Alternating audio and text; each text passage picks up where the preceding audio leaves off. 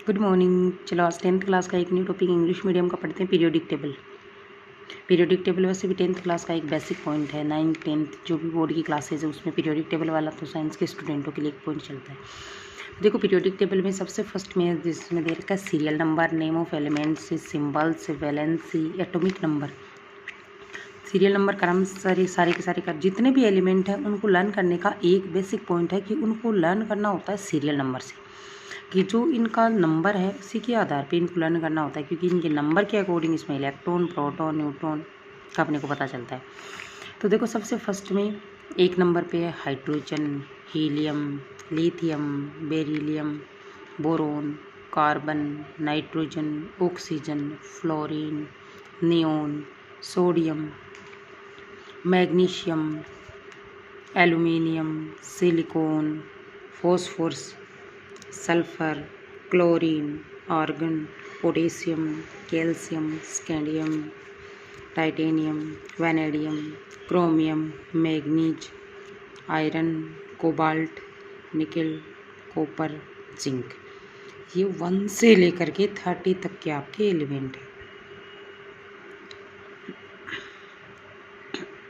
आपके 1 से लेकर 30 तक के एलिमेंट। अब इन एलिमेंट के दे रखे हैं सिंबल। हाइड्रोजन का H, हीलियम का He, लिथियम का Li, बेरिलियम का Be, बोरोन का B, कार्बन का C, नाइट्रोजन का N, ऑक्सीजन का O, फ्लोरीन का F, नियोन का Ne, सोडियम का Na, मैग्नीशियम का Mg, एल्यूमिनियम का Al, सिलिकॉन का Si, फॉस्फोरस का P, सल्फर का S, क्लोरीन का Cl, ऑर्गन का Ar, पोटेशियम का K, कैल्शियम का Ca, स्कैंडियम का Sc, टाइटेनियम का Ti, वेनेडियम का V, क्रोमियम का Cr, मैग्नीज का Mn, आयरन का Fe, कोबाल्ट का Co, निकल का Ni, कॉपर का Cu और जिंक का Zn। ये इनके सब एलिमेंट्स के सिंबल दे रखे हैं।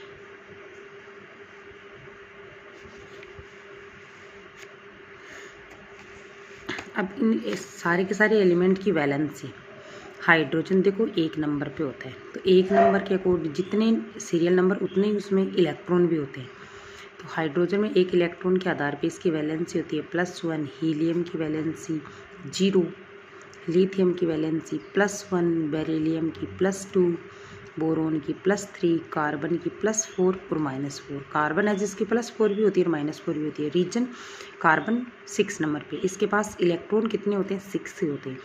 6 इलेक्ट्रॉन होने की वजह से कार्बन के जो सबसे बाहर का ऑर्बिट होता है उसमें 2 और 4 इलेक्ट्रॉन होते हैं, और 4 electron according to octet law सबसे बाहर के जो ऑर्बिट है, आउटर ऑर्बिट है, उसमें 4 इलेक्ट्रॉन, तो ये अपने 4 इलेक्ट्रॉन रिलीज भी कर सकता है और 4 इलेक्ट्रॉन गेन भी कर सकता है, यानी बाहर भी निकाल सकता है और ले भी सकता है। इसी के आधार पे इसकी वैलेंसी +4। अगर इसने कार्बन ने अपने चारों के चारों इलेक्ट्रॉन 4 इलेक्ट्रॉन रिलीज कर दिए हैं तो +4, और अगर इसने 4 इलेक्ट्रॉन अगर गेन किए हैं तो -4।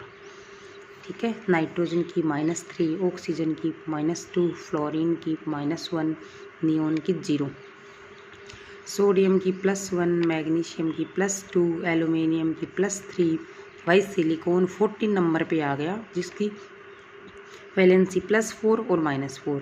अब इसका रीजन हो गया कि जो सिलिकॉन है उसके पास इलेक्ट्रॉन होते हैं 2, 8, 4, तो 2 और 8 10 और 4 14। 14 नंबर पे है, 14 इलेक्ट्रॉन है। देखो जितने सीरियल नंबर उतने इलेक्ट्रॉन, 2, 8, 4, तो 2, 8, 4 के आधार पे इसकी 4 इलेक्ट्रॉन आउटर ऑर्बिट में है। तो आउटर ऑर्बिट में 4 इलेक्ट्रॉन होने के कारण ये 4 इलेक्ट्रॉन रिलीज भी कर सकता है और 4 इलेक्ट्रॉन गेन भी कर सकता है। रिलीज किए +4, गेन किया -4। ठीक है। फिर फॉस्फोरस की -3, सल्फर की -2, क्लोरीन -1, ऑर्गन 0, पोटेशियम +1, कैल्शियम +2। फिर देखो स्कैंडियम, टाइटेनियम, वैनेडियम, क्रोमियम, इनकी चेंजिंग वैलेंसी है थोड़ी, तो इसलिए इनकी कोई फिक्स नहीं है, तो इसलिए इनको डैश खाली पड़े।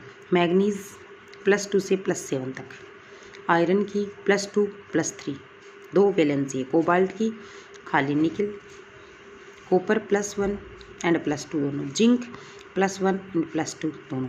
अब देखो यार इसमें +2 +3 +4 +5 +6 +7 इस प्रकार इनकी वैलेंसी है।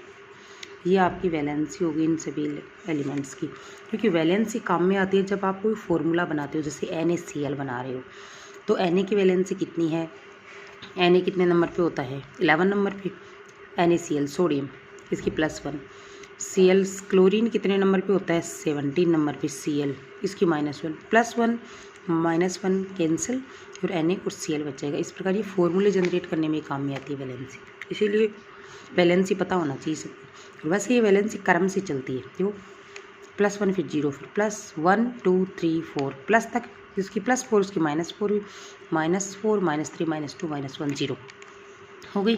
फिर से +1 2 3 4 तक प्लस, फिर जिसकी 4 प्लस उसकी 4 माइनस भी -4 -3 -2 -1 0, फिर +1 +2 फिर आगे चेंज होगी। ये 20 तक है, फिर 21 से लेकर के 24 तक खाली, 25 और 26 की +2 से, 25 की +2 से +7 और 26 की +2 से +2 और +3, 27 28 फिर से खाली, और 29 और 30 की +1 +2 +1 +2 उन दोनों के लास्ट वालों की सिमिलर है। अब आ गया इसमें एटॉमिक मास, हर एक एलिमेंट्स का एटॉमिक मास। अब एटॉमिक मास में देखो इनको क्रम से लर्न करना है। अगर आपको सीरियल नंबर क्रम से ध्यान में है तो आप एटॉमिक मास को क्रम से ही लर्न करो। जैसे मान लो अपन करते हैं 1 4 7 9 11 12 14 16 19 20, ठीक है। तो 1 4 7 9 11 12, अब 12 14 16 ये तो सारे के सारे डबल हैं, 6 वाला का 12, 7 वाले का 14, 8 वाले का 16, फिर 19, फिर 10 वाले का 20। तो क्रम से हो गया ना 1 4 7 9 11 12 14 16 19 20। फिर देखो क्रम, ये सीरियल नंबर और इनके नाम पहले लर्न करो, फिर इनका एटॉमिक मास 23 24 दोनों क्रम से, 27 28 दोनों क्रम से, 31 32 क्रम से, फिर 30.5 ये इसका अलग से क्लोरीन का स्पेशली ध्यान में रखना है, इसका 35.5 होता है। फिर 40 39 40 दोनों का देखो, ऑर्गन 18 नंबर पे लेकिन इसका 14, और कैल्शियम 20 नंबर पे इसका भी 14।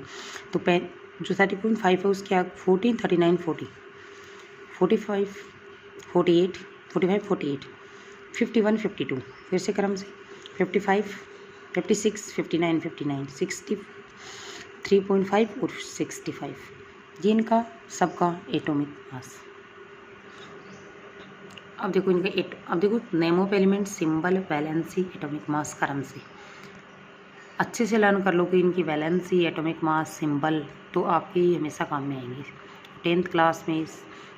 तो स्पेशली 10th 11th 12 जो साइंस के स्टूडेंट हैं उनके लिए तो ये मेन पॉइंट चलते ही रहते हैं, और वैसे भी जो पढ़ने वाले स्टूडेंट हैं उनको ये केमिकल फॉर्मूले वगैरह बनाने तो आने ही चाहिए। तो अगर केमिकल फॉर्मूले बनाओगे तो आपको उनमें वैलेंसी काम में आएगी, इनका एटॉमिक मास वगैरह ये आपको ध्यान में होना चाहिए, वैलेंसी स्पेशली ध्यान में रखना। और इनकी वैलेंसी कैसे निकलती है अगर आपको चाहिए तो आप कमेंट करना, मैं कमेंट में आपको वैलेंसी कैसे निकाली जाती है वो बता दूँगी।